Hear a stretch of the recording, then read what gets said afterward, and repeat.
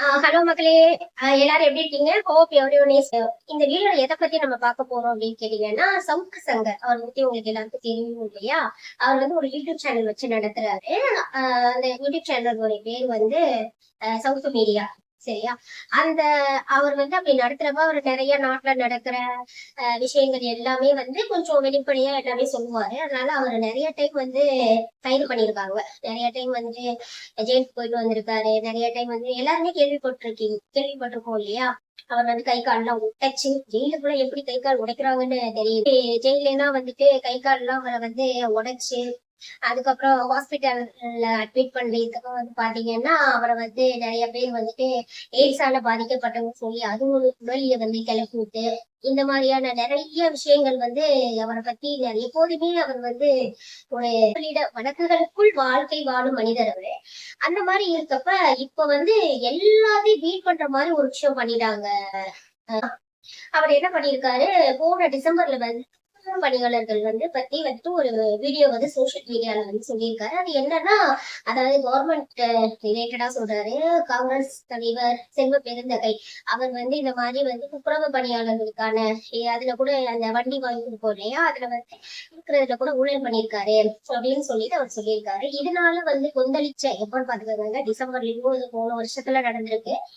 அதனால இவங்க டிசம்பர்ல நடந்திருக்கு. அப்பவே வந்து இவங்களுக்கு ஏதாச்சும் வந்து கருத்து வேறுபாடுகள் இல்ல அவர் மேல வந்து கடுப்புகள் இருந்தா என்ன பண்ணிருக்கணும், அப்பவே வந்து அதை வந்து டீல் பண்ணிருக்கணும்.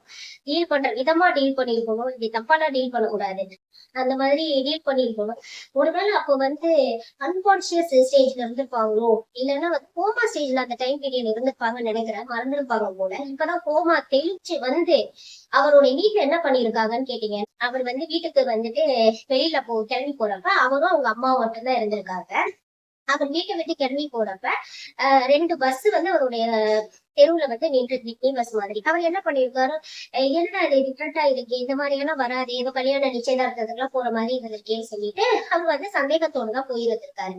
அப்ப அந்த அவர் போற வண்டியில வந்து பின்னாடி வந்து கள்ளத்துக்கு போட்டிருக்காங்க. அதனால இவர் என்ன பண்ணிட்டாரு, உடனே அவங்க அம்மாவுக்கு வந்து போன் பண்ணி, அம்மா கதவெல்லாம் லாக் பண்ணிக்கோ, பத்திரமா இருந்துக்கோ அப்படின்னு சொல்லி கால் பண்ணிருக்காரு. அப்படி கால் பண்றப்பவே வந்து பாத்தீங்கன்னா அவங்க வீட்டுக்கு வந்து 50-60 பேர் துப்புரவு பணியாளர்கள் வந்து வந்துட்டாங்க.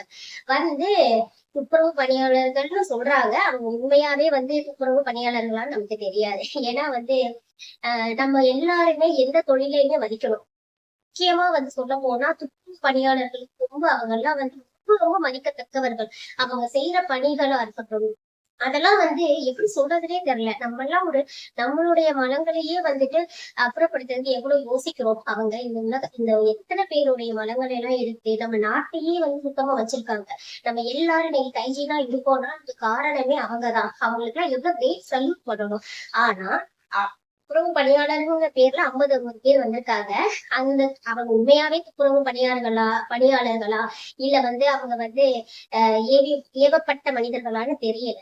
ஆனா யாராக இருந்தாலும் ஏன் இந்த மாதிரி எல்லாம் பண்றாங்கன்றதுதான் தெரியல. அப்ப வந்து அவர் என்ன பண்ணிருக்காரு அப்படின்னு கேட்டீங்கன்னா, 50-60 பேர் துப்புரவு பணியாளர்கள் வந்து அவங்க அம்மா மட்டும் இருக்கப்ப அந்த கதவை வந்து நல்லா உடைச்சிட்டு, இன்னும் தட்ட கூட கிடையாதான், உடைச்சிட்டு வந்துட்டு அவங்க நல்ல வயதானவர்களா இருக்காங்க அவங்க அம்மா. அப்ப வந்து நல்லா அடிச்சு அதுக்கப்புறம் அவங்க பின்னாடி கதவை போய் கூட்ட போயிருக்காங்க. அப்போ வந்து தட்டிட்டு என்ன பண்ணிருக்காங்க, அவங்க அம்மாவை எல்லாம் தள்ளி விட்டு ஜஸ்ட் அங்க இருக்க ஒரு நிறைய பக்கெட் நிறைய மலம் சாக்கடை இதெல்லாம் இருக்கக்கூடிய தண்ணி, அதுக்கப்புறம் மலம் எல்லாத்தையும் கொண்டு வந்து வீட்டுல ரூம்ல அதுக்கப்புறம் கிச்சன்ல டைனிங் டேபிள்ல எல்லாத்துலயுமே ஈவன் வந்து அந்த வண்டியில எல்லாத்துலயுமே இது பண்ணி தண்ணி இது பண்ணிட்டு எல்லாத்துலயுமே அந்த மலம் கடந்த சாக்கடை தண்ணி மலம் எல்லாத்தையுமே அந்த இதுல வச்சிருக்காங்க. இது இந்த மாதிரி வச்சுட்டு அவங்க வந்து உடனே வீடியோ கால் பண்ணி அவங்க சவுக்கு சங்கத்திட்டையும் வந்து பேசியிருக்காங்க. இந்த மாதிரி வந்துட்டு நீ எப்படி வந்துட்டு இது பண்ணலாம், எங்களை எப்படி நீ தப்பா சொல்லலாம். அவங்க அம்மாவும் வந்து கேட்டிருக்காங்க, உன் மயந்தான வந்துட்டு இதெல்லாம் பண்றான், எங்களை பத்தி தப்பு தப்பா சொல்றான் அப்படின்னு சொல்லி அவங்களை வந்து அந்த மாதிரி ரொம்ப ஊரான வார்த்தைகளை எல்லாம் வந்து பேசியிருக்காங்க. அங்க வந்து 50-60 பேரும் ஈவன் வந்து அதுல பாத்துக்கோங்க லேடிஸும் இருக்காங்க, பெண்கள்ங்க பெண்களும் இருக்காங்க. அப்படின்லாம் பாத்துக்கோங்க. நீங்க எல்லாம் இத பாத்துட்டு இருக்க யாராச்சும் இருந்தா யோசிச்சுக்கோங்க. சரியா? நிச்சயமா நீங்க எல்லாம் கோவிலுக்கு போவீங்கல்ல, இப்ப பண்ண இந்த மாதிரி அட்டூழியங்கள்லாம் பண்ணீங்க இல்லையா, நீங்க சாமி கும்பிடுற ஆளுங்களா தானே இருப்பீங்க. எப்படி சாமி கும்பிடாமலாம் இருக்க மாட்டீங்க. சரியா? அதனால பாத்துக்கோங்க. அப்ப வந்து இவங்க வந்து என்ன பண்ணிருக்காங்க, இந்த மாதிரி எல்லாரும் பெண்கள் அவங்க அம்மாவை அவதூறா வந்து பேசிட்டு, அதுக்கப்புறம் வந்து அவதூறா பேசுனதுக்கு அப்புறம் அவங்க பையன் சவுத் சங்கர் அவர்கிட்ட வந்து என்னன்னா வீடியோ கால்ல வந்து பேசிட்டு பேசுறாங்க. இந்த பாத்தியா எங்க கிட்ட வச்சுக்கிட்ட பாத்தியா, இப்ப பாத்தியா உன் வீட்டெல்லாம் நாங்க எப்படி நாஸ்தி பண்ணிருக்கோம் பாத்தியா அப்படி இப்படின்னு த்ரெட்டன் எல்லாம் பயங்கரமா பண்ணிருக்காங்க. ஆல்ரெடி பண்ணிட்டீங்களே அப்படியே த்ரெட்டன் நீங்க பண்ணாங்க பாத்துட்டேன் வீடியோ கால்ல அப்படின்னு அவர் நினைச்சிருப்பாரு. அதெல்லாம் பண்ணிட்டு அதுக்கப்புறம் அந்த வீடு வந்து அவர் வந்து வாடகைக்கு இருக்காரு போல. அந்த வீட்டு ஓனர் வந்த உடனே அவரையும் பிடிச்சு தள்ளி விட்டு நீதான் எல்லாருக்கு வந்து இவருக்கு வந்து வீடு கொடுத்தியா, உன்னை என்ன பண்ற பாரு அப்படி இப்படி எல்லாம் வந்து த்ரெட்டன் பண்ண ஆரம்பிச்சிருக்காங்க. இந்த மாதிரிலாம் ஆரம்பிச்சுட்டு போனோம்னா இவர் வந்து வீட்டை வந்து பார்த்தோம்னா ரொம்ப அப்செட் ஆகி அவங்க அம்மா, அது எப்போதுமே எல்லாருக்கும் என்ன தோணும், நம்ம வந்துட்டு சேஃபா இல்லைன்னா கூட பரவாயில்ல, நம்ம சுத்தி இருக்கவங்க ரொம்ப சேஃபா இருக்கணும் தான் எல்லாருமே நினைப்போங்க. இப்ப ஒரு மீடியால இருக்காரு தெரியும் இல்லையா, இப்ப ஒரு விஷயம் நீங்க வந்து பேச போறீங்க அப்படின்னா நிச்சயமா உங்களுக்கு வந்து உங்களோட உயிருக்கு ஆபத்து இருக்கும், உங்களுக்கு பிரச்சனைகள் வரும். எல்லாமே வந்து இந்த மாதிரியான ஒரு பொது காரியங்களில் இறங்குறப்ப இந்த மாதிரியான த்ரெட்டன்லாம் வரும் அப்படின்னு சொல்லி எல்லாருக்குமே தெரியும். இருந்தாலுமே எல்லாரும் யோசிச்சு பாருங்க, இதெல்லாம் படத்துல நடக்கிற மாதிரி இருக்குல்ல. ஊமை விழிகள் அப்படின்னு சொல்லிட்டு ஒரு படம் இருக்குங்க. அந்த படத்துல எனக்கு வந்து இந்த கதையை கேட்ட உடனே அந்த படத்தோட ஞாபகம் தான் வந்தது. அந்த படத்துல வந்து ஒரு பத்திரிகை நடத்துவாங்க. அந்த பத்திரிகை நடத்துறப்ப அதாவது இந்த எதிரியா இருப்பாங்க இல்லையா, அவங்களை பத்தி தப்பு தப்பா சொன்ன உடனே அந்த பத்திரிகையை வந்து அடிச்சு குடிச்சு காலால உடைச்சு அங்க இருக்கவங்க எல்லாம் மண்டைய உடைச்சு அப்படியெல்லாம் பண்ணுவாங்க. அதுக்கப்புறம் ஒரு பாட்டெல்லாம் ஓகே எல்லாம் போட்டு பாத்துக்கங்க. அந்த மாதிரி இருந்தது, எனக்கு அப்படிதான் தோணுச்சு. சரி, இப்போ இதெல்லாம் வந்து பண்றப்ப எப்படி இருக்கு நாட்டுல வந்து என்ன மாதிரியான ஒரு மனநிலையில வந்து எல்லாரும் இருக்காங்க அப்படிங்கறதாங்க தெரியல. இப்போ நம்ம நாட்டுல வந்து ஃபர்ஸ்ட் வந்து சட்டம்னா என்னன்னு தெரிஞ்சுக்கங்க எல்லாரும். முதல்ல முக்கியமா வந்து இந்த பெரிய தலைவர்கள்லாம் இருக்காங்க இல்லையா, அவங்களுக்கு எல்லாம் சட்டம்னா என்னன்னு தெரியப்படுத்துங்க. ரைட்ஸ், ஃப்ரீடம் ஆஃப் ஸ்பீச் அப்படின்னு சொல்லிட்டு இருக்கு. அப்படின்னா என்னன்னா பேச்சுரிமை சட்டம். நம்ம நாட்டுல வந்து இந்திய அரசியலமைப்பு சட்டத்திலேயே வந்து 6 உரிமைகள் வந்துட்டு இருக்கு. அது என்னென்ன உரிமைகள் அப்படின்னா right to equality, right to freedom of speech, right against exploitation, cultural and educational rights, rights freedom of religion, rights to constitutional remedies இப்படின்னு சொல்லிட்டு ஒரு 6 ஃபண்டமெண்டல் ரைட்ஸ் வந்துட்டு இருக்குங்க. இதுல ஃப்ரீடம் ஆஃப் ஸ்பீச் அப்படின்னா என்னது? ஃப்ரீடம் ஆஃப் ஸ்பீச்னா நீங்க உங்களுக்கு பேச்சு உரிமை அப்படின்னு அர்த்தம். அதாவது எல்லாருக்குமே நாட்டுல வந்து பேசுற உரிமை இருக்கு, சரியா? அப்படின்னா அவங்க என்ன வேணாலும் பேசலாம், என்ன வேணாலும் செய்யலாம். அது வந்து அவங்களோட ரைட்ஸ், சரியா? அதுல வந்து நீங்க இப்படிதான் பேசணும் அப்படிதான் பேசணும் அப்படிங்கறதெல்லாம் வந்துட்டு எதுவுமே வந்து கிடையாது. அதுல வந்து எந்த சட்டத்திலயும் வந்து வரையறுக்கல. எல்லாரும் பாக்குறீங்களா எவ்வளவு மோசமா எல்லாம் பேசுறாங்க. அப்படியெல்லாம் பார்க்க போனா நம்ம அரசியல் சொல்லிட்டு ஒருத்தர் இருக்காரு, அவர் வீட்டு என்னன்னு சொல்லுவாங்க, எல்லாரும் கலாய்ப்பாங்க.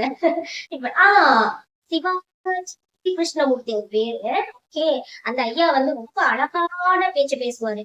அவரு பேசுறதெல்லாம் கேட்டா என்ன சொல்றது, அப்படியே அருமையா இருக்கும். ஃபர்ஸ்ட் வந்துட்டு அவருக்குதான் வந்து இந்த இப்ப நீங்க சவுக்கு அவருக்கு செஞ்சீங்க இல்லையா, அவர் பேசுனதை கேட்டு அப்படின்னா ஃபர்ஸ்ட் அவருக்குதான், அவர் வீட்டுலதான் இந்த மாதிரிலாம் நீங்க செஞ்சுட்டு போனோம். ஏன்னா அந்த அளவுக்கு அருமையான பேச்சாளர் அவரு. எவ்வளவு அழகா பேசணும், எவ்வளவு கண்ணியமா பேசணும் அப்படின்றத அவர்கிட்டதான் வந்து கத்துக்கணும். எல்லாம் பார்க்க போனா நீங்க கேட்கணும்னா ஃபர்ஸ்ட் அவர் மேலதான் போட்டு, ஏன்னா நாட்டை பாதை கெடுக்கிறதே அவர்தான். அந்த மாதிரி இருக்கும். இப்போ இப்பெல்லாம் வந்து பார்த்தா அதாவது தப்புகளுக்காக வழக்கு போடுறாங்களா இல்ல வழக்குகளுக்காக தப்பு வந்து உருவாங்குறாங்களானே தெரிய மாட்டேங்குது. அந்த மாதிரி என்ன இப்ப ஒருத்தங்க பேசுறாங்க. இப்ப வந்து யாரு அவர் ஏதோ சொன்னார், அவர் பேர் என்ன, செல்வ பெருந்தகை, ஐயா செல்வ பெருந்தகை. இப்போ அவர் மேல ஒரு அலிகேஷன் வைக்கிறாங்க, ஒருத்தவங்க வந்து பேசுறாங்கன்னே வச்சுக்கோங்க. பேசினா என்ன, இப்ப பணியாளர்களுக்கு வந்து ஒருத்தங்க வந்து ஒரு விஷயத்த கொடுக்கலைங்கிறாங்க. இப்போ அவர் சமூக வந்து அவர் ஏறினதுனால அதை அப்படியே நிப்பாட்டி வைக்க போறாங்களா, கவர்மெண்ட் கொடுக்காம விட போறாங்களா? கொடுக்கறத கொடுத்துதானே ஆவாங்க. இப்ப லெஞ்ச் ஊழல் பண்ணாதீங்க அப்படின்னு சொன்னா பண்ணாம யாராச்சும் இருக்க போறாங்களா? நிச்சயமா கிடையாது. யார் வந்து காசு கொடுக்காதீங்க, இப்ப துப்புரவு பணியாளர்கள் வண்டி வாங்கி கொடுக்காதீங்கன்னு சவுக்கு சங்கர் வந்து பேசினதுனால நீங்க யாரும் வட்டி வாங்கி கொடுக்க மாட்டீங்களா? என் துப்புரவு பணியாளர்கள் அவங்க சொன்னதுனால எல்லாமே நாட்டுல செஞ்சுட்டாங்களா? இப்ப சவுக்கு சங்கர் வந்து 10 அலிகேஷன் வந்து கவர்மெண்ட் மேல வைக்கிறாருன்னு வச்சுக்கோங்க. அந்த 10ஐயும் வந்துட்டு கவர்மெண்ட் வந்து எடுத்துக்கிட்டு மைண்ட்ல எடுத்துக்கிட்டு நாங்க அதெல்லாம் வந்து அவர் சொல்லிட்டாரு, அதனால நாங்க அதெல்லாம் உங்களுக்கு செய்ய மாட்டோம் அப்படின்னு என்னைக்காச்சும் சொல்லியிருக்காங்களா? என்னப்பா இப்படி எல்லாம் பேசுறீங்க? அதுக்காக எந்த எக்ஸ்ட்ரீம் லெவலுக்கு போவீங்க? அதுக்காக ஒருத்தங்க வீட்டுல வந்து போயிட்டு யோசிச்சு பாருங்க. எந்த ஒரு எப்படி சொல்றதுன்னே தெரியல. ரொம்ப மோசமான வேங்கை வயல்னு ஒரு இதுல தள்ளும் உள்ள வந்து தண்ணியில மலம் கலந்தது அவ்வளவு மோசமா இருக்கு. அதோட கொடுமை வந்து இதுதான். ஒருத்தங்க வீட்டுக்குள்ள போய் அதுக்கப்புறம் வந்து அவங்க வீட்டுல வந்து மலம் கலந்த ஒரு இதை வந்து நீங்க ஒரு இவ்வளவு பெரிய சிட்டியில பண்றீங்க. தமிழ்நாட்டுடைய மானம் மரியாதை இதெல்லாம் வந்து இன்டர்நேஷனல் லெவல்ல கேள்விப்பட்டாங்கன்னு வச்சுக்கோங்களேன். எங்க கொண்டு போய் உங்களுடைய மானத்தை வச்சுப்பீங்க? தமிழ்நாட்டுடைய கௌரவம் என்ன? எஜுகேஷன்ல வளர்ந்துட்டா அது ஒரு கௌரவமா? 10 பூங்கா கட்டிட்டா அது கௌரவமா? 10 சிலை வச்சுட்டா அது கௌரவமா? 10 ரோடு போட்டுட்டா அது கௌரவமா? 10 மெட்ரோ போட்டுட்டா அது கௌரவமா? இதுதான் கௌரவமா? எது கௌரவம்? கண்ணியமா இருக்கிறதுதான் கௌரவம். நீங்க மக்களை எப்படி கண்ணியமா நடத்துறீங்கிறதுதான் கௌரவம். இப்போ ஒருத்தங்க ஒரு பொறுப்புல இருக்கீங்கன்னா ஒரு விஷயத்த வந்து அலிகேஷன் சொல்லதான் செய்வாங்க. 4 பேர் நல்லதா சொல்றவங்க 4 பேர் உங்களுக்கு ஃபேவரா தான் இருப்பாங்க. 4 பேர் உங்களுக்கு எகென்ஸ்டா தான் இருப்பாங்க. அதை கூட உங்களால டாலரேட் பண்ணிக்க முடியலையா? அப்ப டாலரேட் பண்ண முடியலன்னா எப்படி? ஏன் பேர்பட்ட அரசியல் பியூர் அரசியல் பண்ணவர் சொக்க தங்க காமராஜர் அவரை யாருமே தப்பா சொல்லலையா? எம்ஜிஆர் அவர்களை வந்து யாருமே தப்பா சொல்லலையா? ஜெயலலிதா அவர்களை வந்து யாருமே தப்பா சொல்லலையா? யாரையுமே தப்பா அரசியல்வாதி யாரையுமே தப்பா யாருமே சொன்னது கிடையாது. அது என்ன உங்களை சொன்னா மட்டும் எப்ப பார்த்தாலும் ஏதாச்சும் ஒரு பிரச்சனையும் பண்றீங்க? தெரியவே இல்லை. அதாவது சொல்றது சொல்லிட்டு போதும். அவங்கவுங்க வேலையை நம்ம வேலை என்னமோ அதை பார்த்துட்டு போலாம்ல. அதுக்காக யாருமே சொல்லக்கூடாதுன்னா எப்படி? ஹிட்லர் முசோலினி காலத்திலேயே நம்ம இருந்திருக்கலாமே. எதுக்காக வந்து ஜனநாயக நாடு? என்ன இதெல்லாம் இப்படி எல்லாம் பண்ணிட்டு எப்படி நீங்க எல்லாம் போய் வீட்டுல சாப்பிடுறீங்க? ஒருத்தங்க சாப்பாட்டுல மண்ணள்ளி போட்டுட்டு நீங்க எல்லாம் போய் சாப்பிடுறீங்க எப்படி? இப்ப அவர் வந்து சவுக்கு சங்கர் வந்து அதனால என்ன சொல்லிட்டாரு கடைசியில பாத்தீங்கன்னா, எனக்கு இந்த ரொம்பவே வேண்டாம், நான் மீடியா இதெல்லாம் வந்துட்டு எடுத்து போகலானே இருக்கேன். அவர் கூட வந்து 2 பேர் இருக்காங்க, லியோன்னு சொல்லிட்டு அப்புறம் மாலதி அப்படின்னு சொல்லிட்டு 2 அவருடைய ஒர்க் பண்றவங்க கீழே ஒர்க் பண்றாங்க. அப்ப வந்து அவங்க 2 பேரையுமே நான் ரொம்ப அழகா அவங்களுடைய எல்லாருடைய டவுன்ஸ்லயுமே வந்து அவங்க கூடவே இருந்திருக்காங்க. ஈவன் வந்து நிறைய டைம் வந்துட்டு அவர் வந்து சொல்றாரு, எனக்கு சம்பளம் கொடுக்கறதுக்கு கூட வந்துட்டு காசு இருக்காது. ஏன்னா வந்து அவருக்கு வந்து எந்த பேங்க்லயுமே வந்துட்டு அக்கௌண்ட்லயே வந்து இது பண்ண மாட்டாங்களா, வங்கி கணக்கு கூட கிடையாதா. எவ்வளவு இந்தியன் சிட்டிசன் அவர் நல்லவரா இருக்கட்டும் கெட்டவரா இருக்கட்டும் என்னவாவோ இருக்கட்டும், இந்த குற்றவாளிக்கு கூட குற்றவாளிய கூட ஒரு இந்தியன் சிட்டிசன் தான் இந்திய நாட்டுல சொல்றாங்க. சரியா? அப்ப கேள்வி கேட்கிற ஒருத்தருக்கு ஒரு வங்கி கணக்கு இல்ல. எல்லா வங்கி கணக்குலயும் ஆதார் கார்டு என்னன்னு பொழுதன்னைக்கு கூறீங்கல்ல. அப்ப ஒரு சிட்டிசனுக்கு ஒரு இந்திய சிட்டிசன் அவருக்கு ஒரு ஒரு வங்கி கணக்கு இல்லையா? பாத்துக்கோங்க. இப்ப என்ன பெருசா அவர் வந்து பண்ணிட்டாரு? ரேப் பண்றவங்க பேசாம போறாங்க ரோட்ல, பொண்ணை கையை பிடிச்சி இழுக்கிற செக்ஷுவல் ஹராஸ்மெண்ட் செக்ஷுவல் அசால்ட் பண்றவங்க குற்றவாளின்னு சொல்றீங்க. அதெல்லாம் வந்து இது இல்ல. கேள்வி கேட்டது ஒரு பெரிய மாபெரும் குற்றமா? அதுக்காக வங்கி கணக்கு இல்லைன்னு சொல்றாங்களாம். வீடு பார்க்க போனா வீடு வந்து நீங்க வந்து ஐயோ நீங்க கவர்மெண்ட்டுக்கு எதிராக பேசுறீங்க, அதனால எங்களுக்கு வீடெல்லாம் தரமாட்டோம், நாங்க எங்களுக்கு ஏதாச்சும் பற்றி எல்லாமே ரியாலிட்டி தான். இப்ப நார்மலா ஒருத்தங்க வந்து ஏதாச்சும் இப்ப பேசிட்டோம்னா உடனே வந்துட்டு பயனுக்கு எல்லாரும் மனிதர்கள் தான் இல்லையா? உடனே வீடு கொடுக்க மாட்டாங்க. ஆபீஸ் போடுறோம்னா ஆபீஸ் போடல. யோசிச்சு பாருங்க, ஒரு மனிதர் வந்து வாழ்றதுக்காக ஒரு வேலை இப்ப வந்து ஆபீஸ் வச்சு நடத்துறாரு, அவங்களுக்கு சம்பளம் கொடுக்கணும். அதையே வந்து நிறைய கடன் வாங்கிதான் அவர் வந்து கொடுப்பாராம். அந்த மாதிரியான சம்பளத்தை கரெக்டா கொடுத்துருக்காரு. அப்படி இருந்தா கூட அந்த 2 அவர் கீழே அவருடைய ஸ்டாஃப்ஸ் வந்து பாருங்களேன், அவருக்கு எவ்வளவு அழகா வந்து வேலை பார்த்துட்டு இருக்காங்க. உண்மையாவே அவங்க எல்லாம் பாராட்டணும். அந்த மாதிரியான எப்போதுமே நம்ம அப்ஸ்ல இருக்கவங்க கூட நம்மளுடைய டவுன்ஸ்ல இருக்கவங்க தான் என்னைக்குமே ரொம்ப நம்ம கொண்டாடணும். இந்த மாதிரியான விஷயங்கள்லாம் நடந்திருக்கு. அப்புறம் வீடு பார்க்க போனா வீடு எங்கேயுமே கிடைக்காதான். அதுக்கப்புறம் லாஸ்டா ஒருத்தர் மட்டும்தான் எனக்கு எந்த பிரச்சனையும் என்னால உங்களுக்கு வராதுன்னு சொல்லி வீடு கொடுத்தாரு. ஆபீஸ் ஈவன் வந்து அந்த யூடியூப் வைக்கிறதுக்கு ஆபீஸ் தேடிட்டு இருக்காரு, அதுவும் கிடைக்கலையா? இந்த மாதிரி எங்க போனாலும் அவரை வந்து எல்லாமே வந்து ரொம்ப பாதிப்படைய செய்திருந்தாங்க. ஆனா இருந்தா கூட கடைசியா வந்துட்டு இந்த விஷயம் அவரை ரொம்ப பாதிச்சிருச்சு. ஏன்னா அம்மா இருக்காங்க. அவங்க வந்து சொல்ற ஒரு விஷயம் வந்து என்னன்னா, நான் வந்து எங்க அம்மாவை இழந்துட்டு நான் நாட்டுக்கு என்ன நல்லது செய்யணும்? தேவையில்லை. நான் என் அம்மாவை இழந்துட்டு எதுக்காக மீடியா நடத்தணும்? என்னுடைய வாழ்க்கையே என்னுடைய அம்மா தான். என்னுடைய 16 வயசுல என்னுடைய அப்பா இறந்துட்டாரு. எங்க அம்மா தான் வந்து அவ்வளவு கஷ்டப்பட்டு எங்களை வளர்த்தாங்க. என்னையும் என் தங்கச்சியும். என் தங்கச்சியை வந்து அவ்வளவு கஷ்டப்பட்டு படிக்க வச்சாங்க. நான் 10 வயசு 16 வயசுலயே வந்து நான் வேலைக்கு போயிட்டேன். நான் வந்து 10வது வரைக்கும் தான் படிச்சிருக்கேன். இது எவ்வளவு பெரிய ஒரு வழி யோசிச்சு பாருங்க. அவரே பேசியிருக்காரு. பேசுனதாவே இருக்கட்டுமே. என்ன இப்ப பேசிட்டாரு? இப்ப பேசுனதுனால உங்களுக்கு என்ன பிரச்சனையாச்சு? யாரையாச்சும் வந்து எதையாச்சும் தப்புன்னு சொல்லி ஏதாச்சும் இப்ப பேசுறாங்க. எல்லாரும் பேசதான் செய்றாங்க. அவரும் என்ன ஒரு யூடியூப் சேனல் ஆரம்பிச்சு அவர் பேசிட்டாரு. எத்தனையோ மக்கள் பின்னாடி இருந்து பேசுறாங்க. அப்படியெல்லாம் பார்க்க போனா இப்ப டெய்லி சாக்கடை தண்ணி எல்லா மக்கள் வீட்லயும் தான் எல்லாரும் கொட்டிட்டு இருக்கணும். அப்படியெல்லாம் பார்க்க போனா எல்லாரும் இப்ப கிளம்பிட்டீங்கன்னா எப்படி இப்படி எல்லாம் என்கரேஜ் பண்றீங்க? இந்த மாதிரி விஷயங்களை எப்படி வந்து மக்கள் வந்து நம்புவாங்க? இப்ப இப்ப எல்லாருக்கும் என்ன தோணும்? அப்ப வந்து எல்லாரையும் பயமுறுத்தி வைக்கிறதா இது பேரு? பயமுறுத்தி ஒரு விஷயத்த வந்து இது பண்றது. அந்த காலத்துல எல்லாம் சொல்லுவாங்க இல்லையா? என்னது போருக்கு போறப்ப வந்து புறம் வந்து இட்டு போகக்கூடாது அப்படின்னு சொல்லிட்டு அப்புறம் என்ன அர்த்தம்னா நேருக்கு நேர் நின்று போர் புரியணும், அவங்கதான் வீரர்கள் அப்படின்னு ஒரு அர்த்தம் இருக்கு. எப்படின்னா நம்ம வந்து வீரன்ல பின்னாடி ஒருத்தன் வந்து நம்மள வந்து இது பண்றான் அப்படின்னு சொல்லிட்டு போயிட்டோம்னா அது வந்து வீரத்துக்கு அழகு கிடையாது. ஒருத்தன்ட்ட இறங்கி போய் போர்ல வந்துட்டு போறப்ப அவன் மண்டிட்டு ஜெயிக்கிறதோட நெஞ்சுக்கு நேரா நின்னு தோத்து போறது எவ்வளவோ பெட்டர் அப்படின்னு நான் சொல்லலைங்க. அந்த காலத்துல வரலாறு சொல்லுது. வரலாறை எடுத்து கொஞ்சம் படிங்க, படிக்காதவங்க பாத்துக்கணும் சரியா? நிறைய பேரு இப்பெல்லாம் அரசியல் படிக்காதவங்க தானே பண்றாங்க. அவங்களுக்காக சொல்றேன். அது மாதிரி இந்த மாதிரியான விஷயங்கள்லாம் எப்படி இருக்குன்னு நீங்களே யோசிச்சு பாருங்க. யாருமே கேள்வி கேட்க கூடாதா? எப்படிங்க? அப்ப நீங்க என்ன பண்ணுங்க? நாட்டுல கொஸ்டின் பேப்பர்ல எல்லாம் கேள்வியே கேட்காதீங்க சரியா? கொஸ்டின் பேப்பர்ல எதுக்கு கொஸ்டின் மார்க் வச்சு கொஸ்டின் கேட்காதீங்க. எதுவுமே கேட்காதீங்க.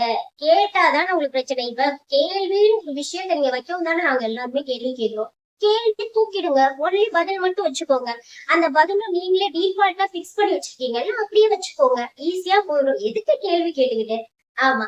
அதனால சவுக்கு சங்கர் அவர்களுக்கு வந்து அவர் வந்து சொல்லியிருக்காரு, ஒரு தங்கச்சி அவருக்கு இருக்காங்களாம். அதே மாதிரி நானும் ஒரு தங்கச்சியா நினைச்சுக்கோங்க. இந்த மாதிரி வேண்டாம்.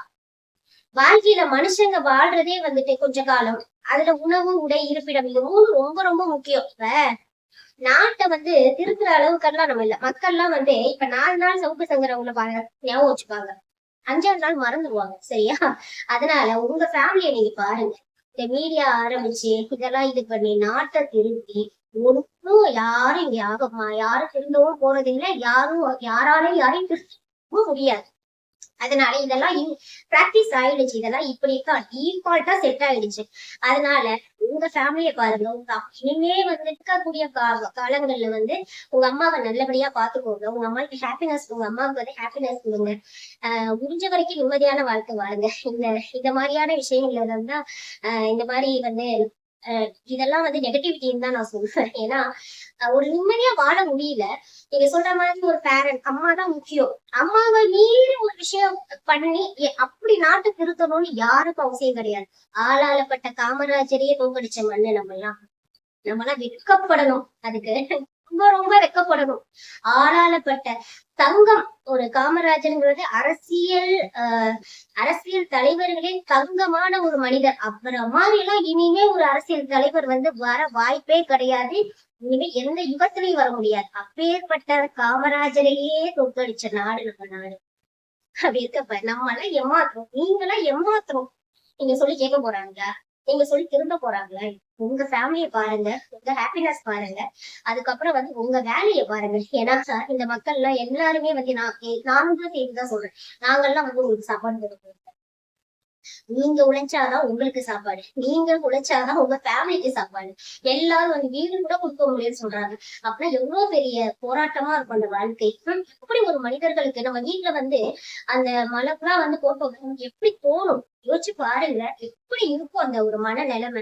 உங்க அம்மா ரொம்ப அழகா அந்த விஷயத்த ஹேண்டில் பண்ணியிருக்காங்க. ஈவன் வந்து அவங்க பதட்டப்பட்டு கூட வேற ஒரு அம்மாவா இருந்தா இவனே இப்படியா அப்படியா குத்திட்டு இருப்பாங்க, பண்ணியிருப்பாங்க, அசிங்கமா பேசியிருப்பாங்க. நிறைய பாக்குறோம்ல இந்த லேடிஸ் எல்லாம் வந்து ஒரு வீடு அடிக்கிறது கூட அவ்வளவு கத்துற லேடிஸ் எல்லாம் இருக்கா மதியில. அவங்க அம்மா ரொம்ப பொலைட்டா வந்து நடந்துட்டாங்க. ரொம்ப அழகா இருந்ததுமா. அந்த மாதிரி நீங்க பாதுகாப்பா இருங்க. அதுவே போதும். அதனால சவுக்கு சங்கர் அவங்களே தயவு செஞ்சு இந்த இடத்தெல்லாம் கொஞ்சம் விலகியே இருங்க. நீங்க எடுத்த முடிவு ரொம்ப நல்ல முடிவு. இந்த மாதிரி நான் மீடியா கிட்ட போறேன் அப்படின்னு சொல்லிட்டு இது வந்து நிறைய பேர் வந்து உங்ககிட்ட கேட்டிருப்பாங்க. மத்தவங்களுக்காக பயந்து நீங்க மீடியாவை வந்து விட்டு பண்ணி தோற்பதற்கு சமம் அப்படின்னு சொல்லிட்டு அப்படி கிடையாது. புத்திசாலி எப்போதுமே வந்து அஹ் எப்போதுமே நம்மளை பாதுகாக்கணும். நமக்கு வந்து எப்போதுமே வந்து நாட்டை திருத்தணும், மத்தவங்க கிட்ட வந்து தோத்து போக கூடாது அப்படிங்கறதெல்லாம் புத்திசாலித்தனம் கிடையாது. நம்ம லைஃப்ல நம்ம நிம்மதியா இருக்கணும், நம்ம லைஃப்ல நம்ம முன்னேறும், அதுதான் வந்து புத்திசாலி. சரியா?